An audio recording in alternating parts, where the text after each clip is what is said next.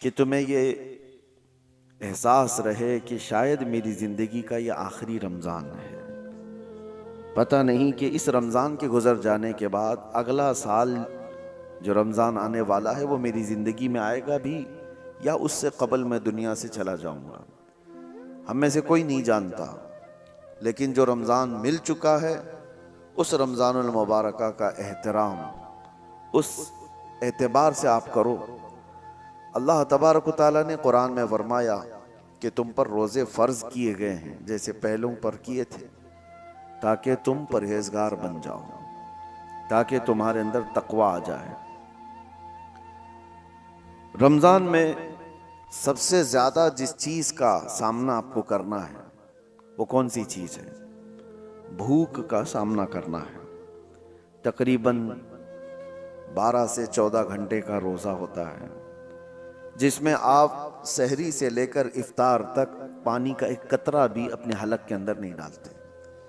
दुनिया में और भी कुछ मज़ाहिब हैं जिनके यहाँ रोज़े का तस्वुर पाया जाता है, फास्टिंग, उपवास, लेकिन उसकी शक्ल अलग अलग है।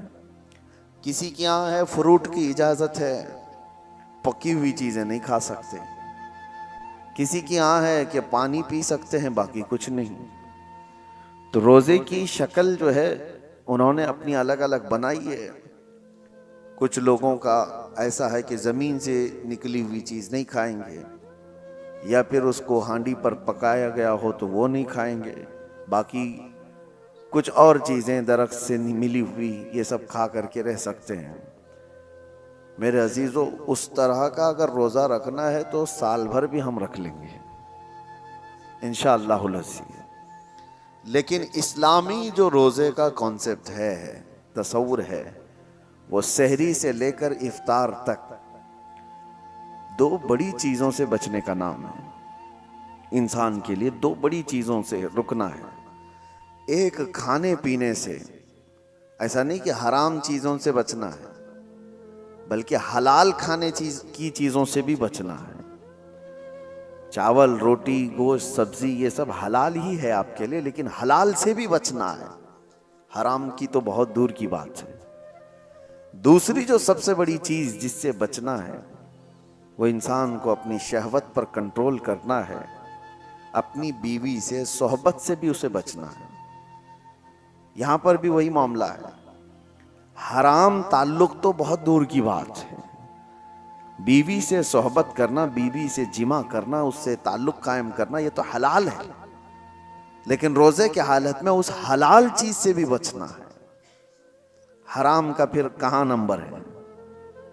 ये आपको इसलिए मैं बता रहा हूं कि खाना पीना भी हलाल था, जिमा करना भी हलाल था मर्द के लिए, आम दिनों में, आम रातों में। लेकिन रोजे की हालत में उन हलाल चीजों से जब बचने का हुक्म है तो फिर हराम चीजों से उसे कितनी दूर रहना चाहिए। दो बड़ी चीजों से बचाया जाता है, और ये दो चीजें इंसान की रोज की जरूरियात में आ जाती हैं। चले, खाना पीना तो ये रोज की जरूरत है, लेकिन उसके जिस्मानी सुकून जिसमें रखा गया है, औरत से ताल्लुक, गाहे बगाहे इसकी भी उसे जरूरत है। तो खाने पीने से और जिमा से जो रोका गया वो एक लिमिटेड टाइम है। ऐसा नहीं कि पूरे रमजान में ही मना कर दिया गया, बल्कि अल्लाह ताला ने रात को औरतें तुम्हारे लिए हलाल रखा, जैसे दूसरे दिनों में हलाल है। इफ्तारी के बाद से लेकर सहरी तक जो तुम्हारा टाइम है, खा पी सकते हो, इसी तरह जिमा भी कर सकते हो। रमजानुल मुबारक के दिनों को क्यों इन तमाम चीजों से दूर रखा गया? ये बड़ी बात है मेरे अजीजों। भूख इंसान के लिए एक ऐसा चैलेंज है। अल्लाह के रसूल सल्लल्लाहु तआला अलैहि वसल्लम ने फरमाया, बसा औकात भूख आदमी को काफिर बना देती है। फ़क्र व फाक़े और इस तरह की गुर्बत से अल्लाह के रसूल सल्लल्लाहु अलैहि वसल्लम पनाह मांगते और फरमाते कि हद से ज़्यादा गुर्बत आदमी को कभी कभार कुफ्र की तरफ ले जाती है। बंदा नाशुक्रा हो जाता है, भीख मांगने की आदतें आ जाती हैं, या चोरी डकैती की कोशिशें करने लग जाता है। आज दुनिया में बहुत सारे ऐसे क्राइम हैं उन क्राइम के पीछे अगर आप वजह ढूंढेंगे कि इसका रीजन क्या है, तो उनका पेट है जो उनको क्राइम करा रहा है, उनकी भूख है जो उनको ये तमाम चीजों पर ले आती है। कुछ औरतें अपने जिस्मों के कारोबार में मसरूफ हैं, उन्होंने अपना जिस्म दे दिया, वो मर्दों के नजर कर दी और अपना जिस्म एक रात के लिए बेचती हैं। तो उनका इसके पीछे रीजन क्या था? तो अक्सर में तो ये समझ में आता है कि उनकी भूख, उनके पेट की जरूरत शहवत से करने वाले कम होंगे, लेकिन अक्सरियत जिन्होंने इस रास्ते को इख्तियार किया, घर की गुर्बत, चंद पैसे आ जाएं, घर संवर जाए, इन तमाम ख्वाहिशात ने उनको इस रास्ते पर लगा दिया। बहुत सारे चोर हैं, बहुत सारे डकैत हैं, उन्होंने चोरी का रास्ता इख्तियार क्यों किया? ये गुर्बत उनको वहां पर ले आई। और एक बार आदमी करने के बाद फिर मालदार हो भी जाए तो फिर वो अपनी पुरानी खसलत छोड़ता नहीं। मिसाल के तौर पर कुछ गुंडे, कुछ डाकू जो डकैत हैं और डाका जनी करते हैं, ऐसा नहीं कि वो गरीब ही रहते हैं, बहुत मालदार हो गए, वो डॉन कहलाने लग गए, करोड़ों की उनके पास जायदादें आ गई, लेकिन वो काम छोड़ते नहीं। वजह यह है कि भूख ने उनको शुरुआत करा दी थी, अब वो भूख उनकी मौत तक मिटती नहीं। भूख की वजह से वो आया था, पेट की भूख, उसको मिटाने के लिए छोटी मोटी चोरियां किया, लेकिन जिस रास्ते को उसने इख्तियार किया कि भूख को खत्म करूं, वो रास्ता ऐसा है कि मौत तक उसकी भूख का वो इलाज नहीं दे सकता। चाहे उसके पास अरबों की जायदाद आ जाए, भूख मिटती नहीं। यही तवाइफ के साथ भी है। वो चंद दिन करके ऐसा नहीं होता कि वो छोड़ दे, उसका बुढ़ापा आ जाए, जिस्म लटक जाए, मगर वो उस कारोबार में जमी रही। वजह यह है कि इस रास्ते पर उसको लाया कौन था? उसकी भूख, उसकी लालच। शुरू में ये सोच करके आई कि चंद दिन मालदारों को राजी कर दें तो मेरा घर संवर जाएगा, मुझे भी कुछ पैसे मिल जाएंगे। तो इस रास्ते को इख्तियार किया तो फिर ये रास्ता उसे मौत तक छोड़ता नहीं, उसकी भूख मिटती नहीं।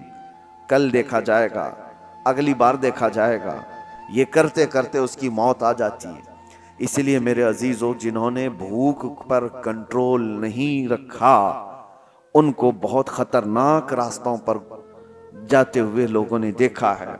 और रमजानुल मुबारक इसी रिहर्सल के लिए तुम्हें लाया जाता है। जिंदगी में कभी भूखा रहने की नौबत आ गई तो तुम एक महीना ऐसी प्रैक्टिस कर लो, इतना अल्लाह ताला की तरफ से दिया हुआ भूख को बर्दाश्त करने की ताकत पैदा करो। देखो आज रमजान में आप भी भूखे हैं, सुबह से लेकर शाम तक, एक दिन नहीं, 2 दिन नहीं, 3 दिन नहीं, 25 दिन तक, 30 दिन तक भी भूखे रहते हैं दिन में। लेकिन क्या बताओ मुझे, रमजान की ये भूख तुम्हें अय्याशियों की तरफ ले जाती है? क्या ये भूख से बेकाबू होकर तुम भी गलत रास्ते को इख्तियार कर लेते हो? हत्ता के इस रमजान में हम पहले जो छोटे मोटे गुनाह करते थे उससे भी दूर हो जाते हैं, बच जाते हैं। वजह यह है कि ये भूख अल्लाह की तरफ से दी गई है और तुम्हें सही करने के लिए, यही कुरान की आयत कहती है, लअल्लकुम तत्तकून, इसलिए तुमको रोजा रखवाया जा रहा है ताकि तुम परहेजगार बन जाओ, ताकि तुम मुत्तकी बन जाओ। और आज दुनिया के पास ये इलाज नहीं है। और एक बात मैं आपको बता दूं, एक बहुत बड़ी बात तारीख की है। बड़े दानिश्वरों ने कहा, किसी भी इंसान को भूखा देखकर हमें एहसास क्या होता है? उसकी भूख को मिटा दिया जाए, उसकी भूख को खत्म किया जाए, सवाब भी है। अब मिसाल के तौर पर किसी के यहाँ खाना पीना ही नहीं है, आपके अंदर एहसास जागता है उसकी मदद करनी चाहिए। ठीक है, आपने मदद किया, कुछ मालदारों ने मदद किया, लेकिन ये भूखों को खिला करके कब तक आप इसका इलाज करेंगे? उनकी भूख खत्म कब होगी? दुनिया से भूख और भीख दोनों बंद ही नहीं होती। हम उनके इलाज के लिए पैसा भी दे रहे हैं, उनकी मदद भी कर रहे हैं, उनको स्टेबल करने की कोशिश कर रहे हैं, लेकिन वो भूख खत्म क्यों नहीं होती? और कब तक हम ये करते जाएंगे? भूखों को खिलाना बहुत बड़ा सवाब है, लेकिन ये भूख का इलाज मुमकिन कब होगा? मेरे अजीजों, आप देते रहेंगे, उसको दोबारा भूख लगती रहेगी। दोपहर का खाना आपने खिला दिया, इंसान की तबीयत ऐसी है कि दोपहर में आप उसको मछली, गोश्त, हर चीज बुनी हुई, सब कुछ दे दें, पेट फुल हो जाए, भर जाए, ये ज्यादा देर तक नहीं, रात को वापस उसे भूख लगेगी। उसकी बॉडी फिर तलब करती है, चलो आज दिन भर का आपने खिला दिया, कल का क्या होगा, कल फिर उसे भूख लगेगी। तो इंसान को रोज भूख लगती है, हर वक्त पे भूख लग रही है, तो उस भूख को हर वक्त पे आप मुकम्मल करते जाओ, करते जाओ, कब तक करोगे? यही रमजान का फलसफा मैं आपको बताना चाहता हूं। सिर्फ भूखों को खिला करके उनके पेट का इलाज कर देना, चले ये हमको हुक्म दिया गया, हम कर रहे हैं, लेकिन अल्लाह ने कुरान जो उतारा है वो सिर्फ मुसलमानों के लिए नहीं, पूरी कायनात के लिए। सारे इंसान अगर इस आयत पर अमल करें, अल्लाह ने फरमाया हमने तुम पर रमजान के रोजे फर्ज किए इसलिए कि तुम परहेजगार बन जाओ। उन भूखों को अगर ये पता चल जाए कि हमें भूख का इलाज भीख मांग करके नहीं, खुद के कंट्रोलिंग से करना होगा, तो फिर देखें उनका हाथ दुनिया की तरफ नहीं आएगा। भूख बर्दाश्त करने की ताकत आ गई तो हमने तारीख में देखा है 60 साल 70 साल तक हमारे ऐसे बुजुर्गों को जिन्होंने सत्तू के जरिए से, सत्तू गेहूं का एक आटा और उसको पानी में भिगो कर थोड़ा गुड़ डालकर इस पर गुजारा करते हुए 70 साल गुजार दिए, कभी कोई ग़िज़ा नहीं खाई। क्यों? भूख पर कंट्रोल था, भीख मांग करके नहीं। ये इस्लामी इलाज था। सारे इंसान भूखों को नहीं खिला सकते तो क्या करें? अभी मिसाल के तौर पर मैं आपको उभारता जाऊं कि गरीबों का ख्याल करो, मिस्कीनों का ख्याल करो, करना भी चाहिए, भूखों का ख्याल करो, आपको दूसरों की भूख का एहसास हो, आप उठेंगे। लेकिन क्या दुनिया में मौजूद सारे भूखों का इलाज आप कर लेंगे? और कब तक करेंगे? नहीं कर पाएंगे। इस वजह से हुक्म यह है उन भूखों के लिए भी कि तुम भूख की वजह से गलत रास्ता इख्तियार ना कर लो, भीख मांगने ना लग जाओ। तुम भूख को कंट्रोल करने की आदत इस रोजे के जरिए से शुरू करो। रोजा तुम्हें सिखा देगा। हजरत सैयदना यहया रहमतुल्लाह ताला एक बड़े बुजुर्ग हैं, फरमाते हैं नफ्स को जितनी भी दुनिया की चीजें दी जाएं ये काबू में नहीं आ सकता, काबू में नहीं आ सकता। बड़ी सी बड़ी चीजें दे करके इसको शांत करने की कोशिश करो, नहीं आएगा काबू में। कहा कैसे आएगा? कहा सिर्फ और सिर्फ भूख के जरिए से तुम्हारे काबू में आएगा। भूखा रखो नफ्स को। एक जवान आए हुजूर की बारगाह में, कहा या रसूल अल्लाह सल्लल्लाहु अलैहि वसल्लम, शादी की उम्र हो गई लेकिन करने की ताकत नहीं, इस्तिताअत नहीं, जराया नहीं, असबाब नहीं है, क्या करूं? अल्लाह के नबी सल्लल्लाहु अलैहि वसल्लम ने फरमाया जब तक शादी ना हो जाए रोजा रखो। अपनी शहवत को कंट्रोल में रखने के लिए हुजूर ने क्या फरमाया? रोजा रखो। तुम रोजे के जरिए से अपने नफ्स को काबू में रख सकते हो। नौजवानों को आज भड़कता हुआ जो नफ्स है गुनाहों की तरफ उभारता है, जितना ये खाते जाएंगे उतनी शहवत बढ़ती चली जाती है। इसीलिए कहा गया रोजा एक ढाल है और रोजा एक ऐसी दवा है जो इंसान के नफ्स को जो भड़कता हुआ बेकाबू होता है उसको काबू में ले आता है। इसीलिए मैं आपको बताऊं, अल्लाह के नबी सल्लल्लाहु ताला अलैहि वसल्लम ने दो चीजों का हुक्म दिया। एक तो मिस्कीनों और गरीबों को खिलाने पिलाने का हुक्म तो है ही इस्लाम में, खैरात करो, उनको दो। लेकिन दूसरा हुक्म सहाबा को भूखा रख करके उनको कंट्रोल करना सिखाया है। एक सहाबी हजरत अबू हुरैरा रदी अल्लाह ताला फरमाते हैं कि एक दिन मुझे शिद्दत की भूख लगी। मैं घर से निकला कि रसूल पाक सल्लल्लाहु ताला अलैहि वसल्लम के बारगाह में जाकर के अर्ज करूं कि आका खाने के लिए भूख बहुत ज्यादा लगी है। तो मैं जैसे ही बाहर आया तो हुजूर अपने हुजरे से निकल रहे थे। तवज्जो से सुने, हजरत अबू हुरैरा अर्ज करते हैं पेट दिखा करके, या रसूल अल्लाह सल्लल्लाहु अलैहि वसल्लम, अलजो, भूख भूख।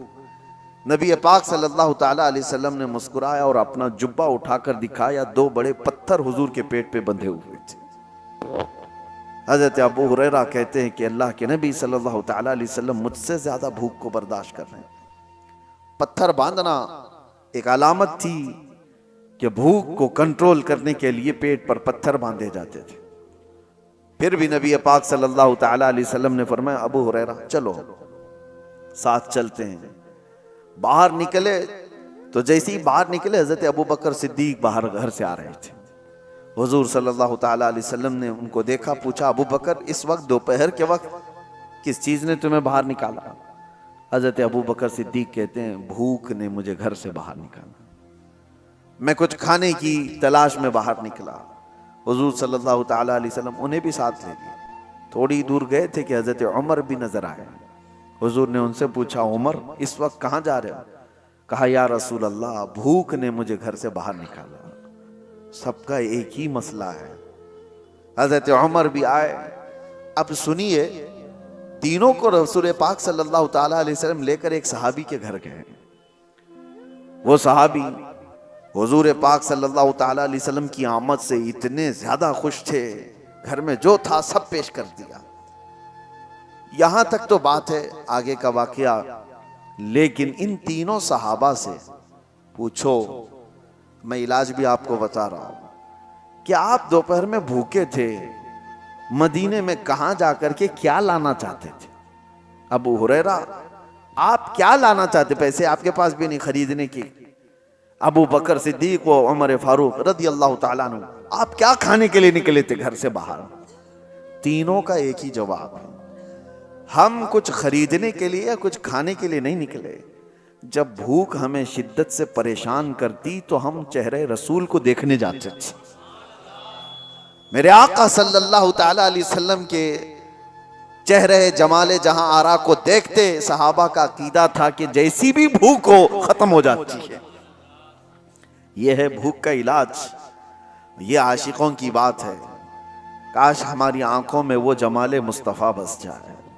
जब दुनिया हमें इस तरह भूख से परेशान करे तो वो तस्वीर यार सामने आ जाए और फिर हुजूर पाक सल्लल्लाहु ताला अलैहि वसल्लम के उस जमाल में मह होकर के हम सारी भूख भूल जाएं।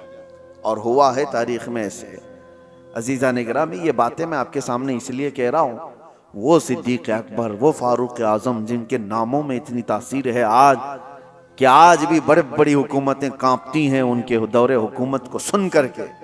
कैसर और किसरा लर्जा बरंदाम थे उमर इब्ने खत्ताब के नाम से, लेकिन उनका हाल ये है कि वो कहते हैं भूख ने मुझे घर से बाहर निकाला।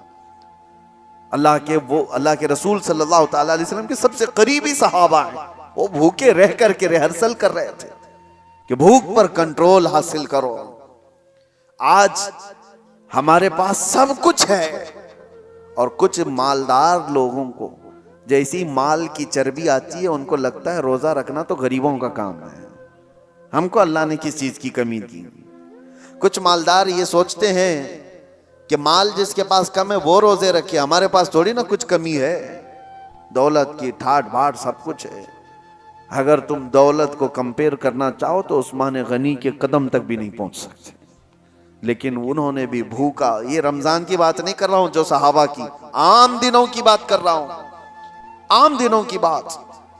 हजरत उस्मान गनी रदी अल्लाह ताला अन्हु का हाल तो ये था, मियाँ उनके माल से तुम्हारा क्या कंपेरिजन। एक जंग में, जंग तबूक के मौके पर उन्होंने जो सदका दिया था, खैरात किया था, जानते हो आज के जमाने में उस खैरात की वैल्यूएशन कर ली जाए ना 116 करोड़ रुपए बनते हैं आज के। वह हजरत उस्मान गनी ने एक ही जंग में दान कर दिए थे। वो खैरात करते थे तो 116 करोड़ आज की कीमत बनती है कोई खैरात करने वाला?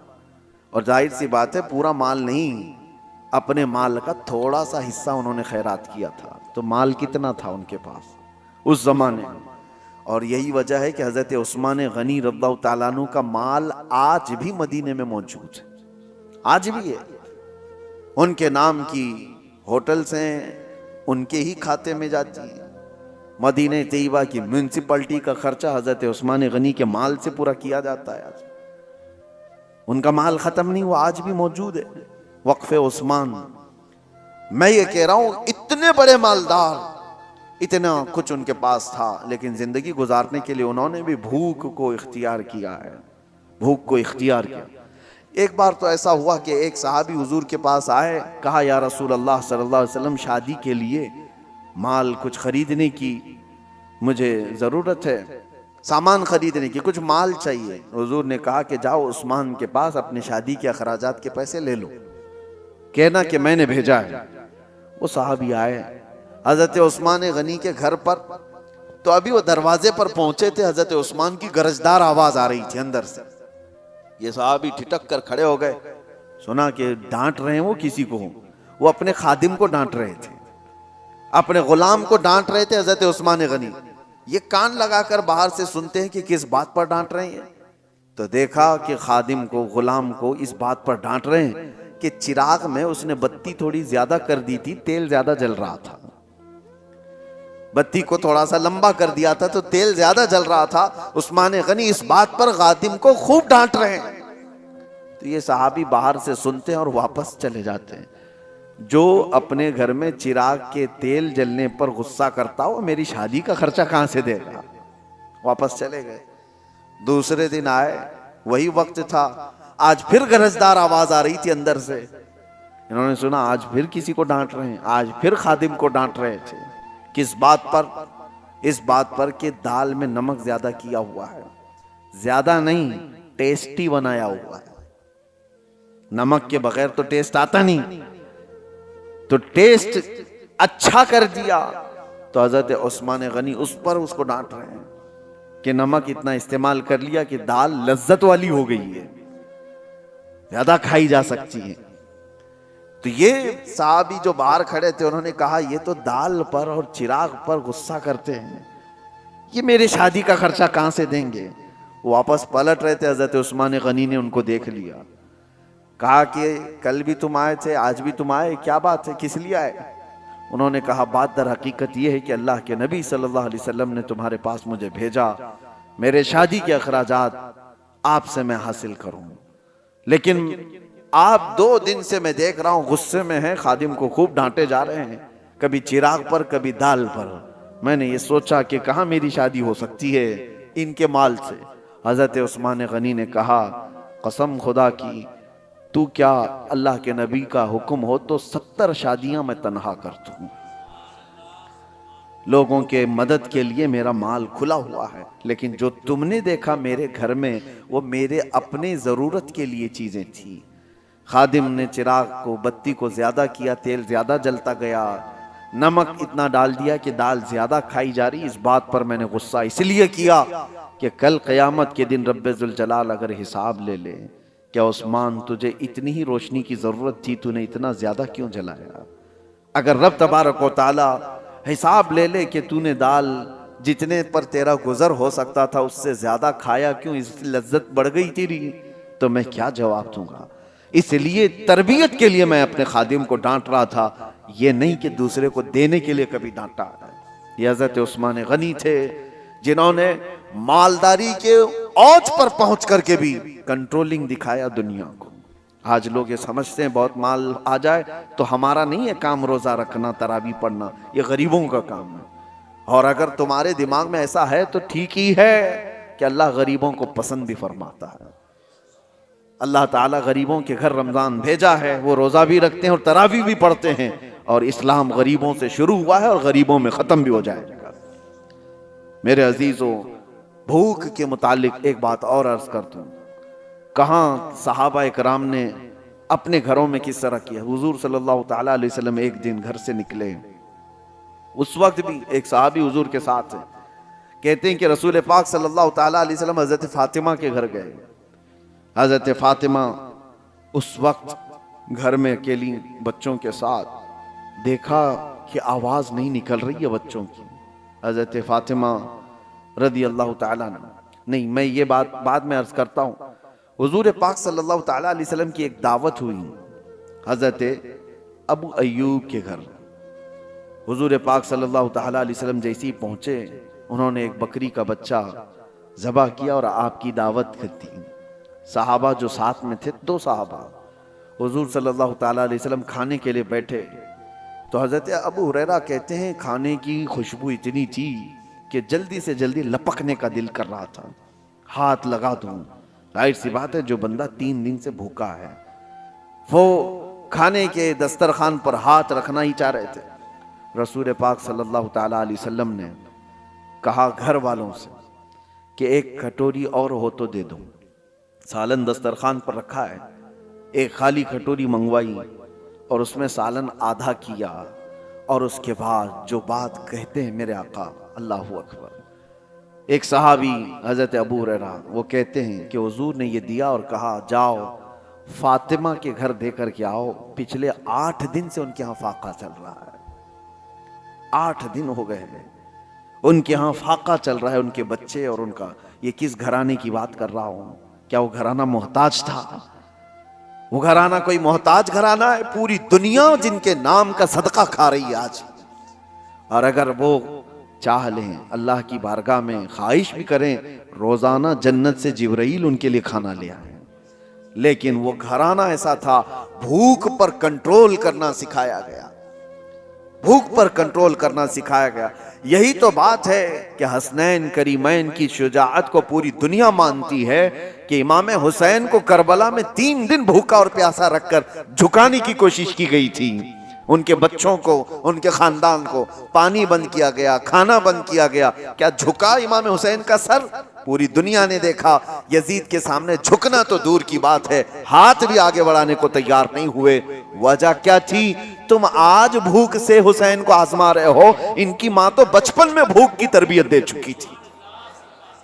बचपन में इनको भूख की तरबियत दी गई है, भूखा रहने की आदत दी गई है। अरे रोजे इनके घर के हैं, यहां पर फाका इनके घर का है। यही तो बात है कि आज अपने बच्चों को अगर आप भूख को बर्दाश्त करने की तरबियत दे दो, इंशाअल्लाह मेरा ये कहना है कि कभी तुम्हारा बच्चा हराम रोजी की तरफ नहीं जाएगा। वो कभी ऐसा नहीं होगा कि अपने लज्जतों के लिए कुछ भी खा लेगा। हमारे घर में रोज खाना बनता है, ठीक है, कभी कभार ना बनाओ। मैं खुद मेरे वालिद गिरामी को देखता, किसी दिन पूरा का पूरा ऑफ, कुछ भी नहीं, वो मुरमुरे होते थे। हमारी माँ से कहा जाता बच्चों को आज यही खिलाओ। हर दिन लज्जत वाली चीजें खाने की जो बच्चों को आदत हो जाती है, माँ आज बिरयानी, माँ रात को सालन, माँ आज ये चाहिए, माँ वो चाहिए। बच्चों की ख्वाहिशात पर तो हम उतावले रहते हैं, बेटा क्या चाहिए अभी। और अब तो जमाना पिज्जे बर्गर का आ गया, इधर ख्वाहिश किया कि उधर घर में आ गई चीजें। तो बच्चों को इस कदर हम लज्जतों के साथ हावी कर चुके हैं उनके खानों की ख्वाहिशात को, कि वो अब बच नहीं पाते। और एक दिन अगर उनको हल्की ग़िज़ाएं कहो कि कभी दाल चावल खा लो, कितने घरों से हमें ये बात आती है, उनकी माएँ या उनके घर वाले कहते हैं, घर में किसी दिन सब्जी पकाई जाए तो ये बच्चे घर से ही भाग जाते हैं, कहते हैं आज खाना नहीं है। क्या बना है घर में? कुछ खाना थोड़ी है, बाहर जाएंगे, चाइनीज खाना है। कोई दिन ऐसा आता है, कोई दिन ऐसा आता है कि रोज लज्जत वाली चीजें खा रहे हैं, आज दाल चख लेंगे। कोई दिन ऐसा आता है कि आज अपने नफ्स को मारने के लिए करेला चख लेंगे, जो ख्वाहिश होती ही नहीं जिसकी खाने की, चख लेंगे। मेरे अजीजों, ये भूख को अगर तुमने कंट्रोल नहीं किया तो ये ऐसा घोड़ा है जो कहीं रुकता नहीं। नफसानी ख्वाहिशात, इसको लगाम देना पड़ता है। हजरत सैयदना ईसा अलैहिस्सलाम नमाज में खड़े थे, कमजोरी थी, तो कहते हैं कि शैतान उनके पास आया और नफ्स के रास्ते से उनसे कहा, आप बड़े कमजोर हैं, थोड़ा खा लेंगे तो इबादत में खड़े हो जाएंगे। आप नसीहत कर रहा है, इबादत आपकी अच्छी हो जाएगी, आप थोड़ा खा लेंगे, कुछ खाना पानी पेश करो। सैयदना ईसा अलैहिस्सलाम जलाल में और कहा, यकीनन भूख तो लगी है, प्यास तो लगी है, लेकिन तुझ जैसा शैतान और ये कहे कि खा ले इबादत में ताकत आ जाएगी, ये समझ से बाहर है, समझ से बाहर है। हजरत ईसा अलैहिस्सलाम ने उसी वक्त कहा, मैं मर जाऊंगा लेकिन तेरी पेशकश को कबूल नहीं करूंगा, तेरी तरफ से जो भूख मिटाने की बात की जा रही है। और उसी वक्त ईसा अलैहिस्सलाम ने यह फरमाया कि मुझे पता है कि शैतान अगर सबसे ज्यादा बिलकता है, तड़पता है तो इंसान की भूख से, कि ये भूखा रहेगा तो मेरा वार इस पर नहीं हो पाएगा। शैतान को इस बात का हमेशा डर है कि जो बंदा भूखा और प्यासा रह जाए और उसको बर्दाश्त हो जाए, तो शैतान कहता है कि इस पर तो मेरा वार हो नहीं पाएगा, मुश्किल हो जाएगा, इसको खिलाओ, इसको पिलाओ। रोजा छोड़ने की जितने लोगों के दिलों के अंदर ये ख्वाहिशात आती हैं, वो नफ्स उनका रोजे से दूर करता है। वो शैतान का जासूस कहा गया है नफ्स को, जो छोड़ करके गया है। रमजान में शैतान तो नहीं, लेकिन शैतान का जासूस हमारे साथ है, वो नफ्स है। हमें किन किन चीजों की ख्वाहिशात है, ये नफ्स उसे खबर देता है शैतान, और उसी रास्ते से वो हम पर हमला करता है। नफ्स तो हमारे सबके साथ है। ये तुम्हें अंदर से ये कहेगा कि भूखे रहने से कमजोरी आ जाएगी, फला हो जाएगा, ये हो जाएगा, और खाओ, पेट को भरते जाओ, और नफ्स जब मोटा हो जाए शैतान इस पर हावी हो जाए। इसलिए मेरे अजीजों, और बहुत सारी मिसालें ऐसी हैं कि भूख ने इंसान को काबू में करने की आदत अगर किसी इंसान के अंदर आ गई तो वो वक्त का वली बन जाएगा। अल्लाह के औलिया इकराम की पूरी तारीख आप देखो, उनके यहाँ जो तरबियत दी जाती है, सबसे पहले भूखा रहने की तरबियत दी जाती है, भूखा रहने। इसलिए मुझे एक बात याद आती है, मारहरा मुतहरा में हजरत सैयद आले रसूल अहमदी मारहरवी रदी अल्लाह ताला, आला हजरत के पीरो मुर्शिद हैं। वो बड़े सादात का खानदान, हुजूर सैयद आले रसूल अहमदी मारहरवी खातिमुल अकाबिर रहमतुल्लाह ताला अलैह, आपकी बारगाह में एक मौलाना साहब आए और उन्होंने कहा कि हुजूर आप यहाँ खिलाफत मुझे लेनी है। लोग खिलाफत के चक्कर में भागते रहते हैं, आज तो आम है, कहीं से भी मिल जाएगी चलते फिरते, लेकिन वो औलिया कामिलीन, उनके यहाँ मौलाना साहब ने कहा कि हुजूर आपसे बैत हूँ, खिलाफत चाहिए। तो हजरत खातिमुल अकाबिर ने कहा आज तो आए यहाँ आप रात में, खाना खाइए, आराम कीजिए, कल देखेंगे, बात करेंगे। तो खादिम से कह करके उनको मछली मंगवाई, और रूहू मछली और या कोई और एक खास किस्म की मछली, भुनी हुई मछली इनको खूब खिलाने के लिए हुक्म दिया। हजरत ने उनको खूब खिलाया, लेकिन खादिम से कहा था पानी मत देना, मछली पेट भर करके खिलाओ। उनको खूब मछली परोसी गई, और जैसी वो शिकम सैर हो गए, खादिम ने कहा आता हूं, और दरवाजा बंद करके चला गया। पानी कुछ दिया ही नहीं, और मछली जब पेट में जाए तो शिद्दत की प्यास लगती आदमी, और वो खास किस्म की मछली थी जिसको भूना गया था अलग अंदाज से। वो अंदर जाकर के बेकरारी बेचैनी बढ़ गई, वो पुकारते रहे अंदर से पानी पानी पानी, कोई सुनने को तैयार नहीं। हजरत का हुक्म था पानी मत दो। सुबह तक वो बेचारे इधर से उधर तड़पते रहे, उनकी आंखें चौड़ी हो गई, सुबह हलक से जबान बाहर आने लग गई। कहा क्या मेहमान नवाजी, सादात का घराना है, क्या मेरे साथ किया गया है। सुबह फजर में खादिम जैसी दरवाजा खोला, लपक के उसको पकड़ लिया, कहा कि अभी तुझे मार डालूंगा, फलां कर दूंगा। जितना गुस्सा था सब निकाल दिया, उसके कपड़े पकड़ के फाड़ दिए। कहा रात को खाना खिलाया, पानी नहीं दे सकता था। उसने कहा मैंने कुछ नहीं किया, जिस पीरो मुर्शिद के पास आप खिलाफत लेने आए थे उनका हुक्म था। कहा चलो उनसे ही बात करता हूं। ताव में थे जो कल खिलाफत लेने आए थे, आ करके कहा कि ये कैसी मेहमान नवाजी आपकी, क्या आपके यहाँ ऐसा किया जाता है, पानी नहीं दिया जाता है, फला फला फला, नॉन स्टॉप सब चीजें कह गए। हजरत खातिमुल अकाबिर ने कहा पानी दे दो, पानी दो, और उसके बाद इनको नजराना देकर रुखसत करो। पानी देकर उनको सब ठंडा किया गया। तो फिर उन्होंने कहा हजरत आपने कहा था कल रात में, क्या आज रात खाना खाकर सो लो, कल खिलाफत की बात करेंगे। आपने कहा जो अपनी प्यास बर्दाश्त नहीं कर सकता वो अपनी खिलाफत के बोझ को कहां उठा सकता है। एक रात की प्यास नहीं बर्दाश्त कर सकता, वो इतनी बड़ी जिम्मेदारी को कहां उठा सकता है। जाओ अभी तुम्हारी तरबियत की जरूरत है। यह औलिया कामिलीन, सूफिया कामिलीन का तरीका रहा है कि अपने मुरीदीन को पहले भूख से वो आजमाते थे और उनको रिहर्सल करवाते थे कि कंट्रोल करना सीखो, भूख और प्यास इंसान को बेकाबू करती है। यही तो बात है। आज भी आप इसका जलवा देख सकते हैं जो मैंने बताया, मौलाना साहब का जलाल, जो अपने उस घराने पर भी जलाल कर गए जिस पर खिलाफत की तवक्को लेकर आए थे। उसका आप उसकी एक झलक आप अपने यहां भी देख सकते हैं। शाम का वक्त देखो, असर के बाद सबका चेहरा और किस अंदाज से इनका पारा गर्म रहता है। इफ्तारी से पहले किसी मुसलमान को टच भी कर दे कोई, जंग हो जाती है। बाहर सड़कों पर तो अक्सर ये देखा गया है कि ये बेचारा सामान खरीदने जा रहा है, बाइक भगा रहा है, उसको ना इधर की दिख रही ना उधर की दिख रही, खुद ही जाके किसी को ठोका और फिर उसके बाद लड़ाई भी खुद ही कर रहा है। सामने वाले को खुद ही नीचे करके मारने की कोशिश कर रहा है। वजह यह है कि ये वही जलाल है जो सुबह से शाम तक भूख और प्यास बर्दाश्त नहीं हो रही है। ये अल्लाह ताला की अता है जो तुम महफूज हो। अगर अल्लाह तबारक व ताला की रहमत ना हो तो हम घंटों भी बर्दाश्त नहीं कर पाएंगे। ये अल्लाह की अता है, उसकी रहमत साथ है। इफ्तारी के मौके पर आप देखो, दस्तरखान पर खाना आपको थोड़ा सा ही है, लेकिन दस्तरखान पर इज्तिमाई तौर पर अगर आप बैठे रहो कभी मस्जिद वगैरह में, अरे केले का एक टुकड़ा भी तुम्हारे सामने वाला बाजू वाला उठा लिया तो गुस्सा आ जाता है। शरबत का गिलास आपके पास रखा था, किसी और ने सामने से उठा लिया, अरे मिलेगा बाद में भी, लेकिन उस वक्त बर्दाश्त नहीं होता। एक गिलास शरबत कोई ले लिया तो गुस्से में उसको देखने लग जाते हैं, भाई अपने सामने का देख, मेरा क्यों उठाता है। तो ये जो जलाल है ये वही है जो सुबह से शाम तक भूखे रहे। अल्लाह अकबर। मेरे आका सल्लल्लाहु तआला अलैहि वसल्लम के दरबार में बस ये आखिरी बात, एक बार इफ्तार का दस्तरखान सजा हुआ है। हुजूर पाक सल्लल्लाहु अलैहि वसल्लम हजरत आयशा से कहते हैं, आयशा हुजरे में थी, देखो बाहर कोई मुसाफिर तो बाकी नहीं रह गया, हमारे दस्तरखान पर आ जाए।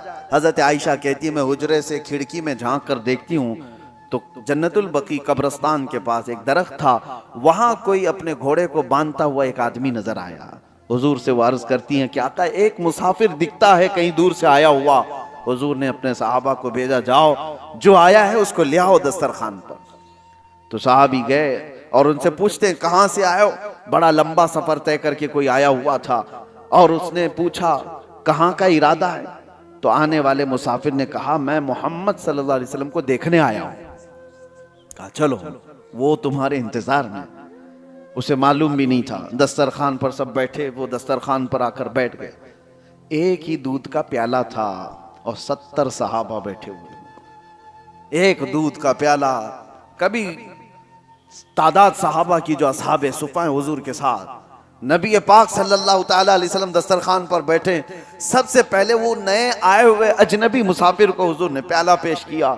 उसने उठाया और पूरा ही पी गया। अब जाहिर सी बात है, रोजे का वक्त है, जलाल कैसा होना चाहिए कि हमारे लिए थोड़ी सी तो चीज छोड़ता। किसी एक की भी माथे पर कोई शिकन नहीं, बल्कि मेरे आका ने उसको पूरा शिकन सैर होकर पीते हुए देखा तो मुस्कुराया और कहा, अल्लाह तुझे सैराब कर दे। ये नहीं कि अब हम क्या करेंगे। एक खजूर ली, खुद हुजूर पाक सल्लल्लाहु ताला अलैहि वसल्लम आधा चबाए और उसके बाद सहाबा को दिया। इसी पर इफ्तार हो गई। किसी ने आने वाले मुसाफिर से नहीं कहा कि सबका तू खा गया। यही तो बात है कि आका के बारे में कहा गया है, आता है फकीरों पे उन्हें प्यार कुछ ऐसा, खुद भीख दे और खुद कहे मंगते का भला हो। वो दरबारे रिसालत में ये सब्र सिखाया गया था सहाबा को कि भूख और प्यास जितनी भी हो, लेकिन दूसरे की अगर जरूरत है तो तुम्हारी माथे पे शिकन ना है, पहले उसकी जरूरत पूरी हो जाए। अल्लाह करीम इस रमजानुल मुबारक के रोज़ों से हमें हिदायत की तौफीक अता फरमाए। मौला करीम हमारे नफ्स को कंट्रोल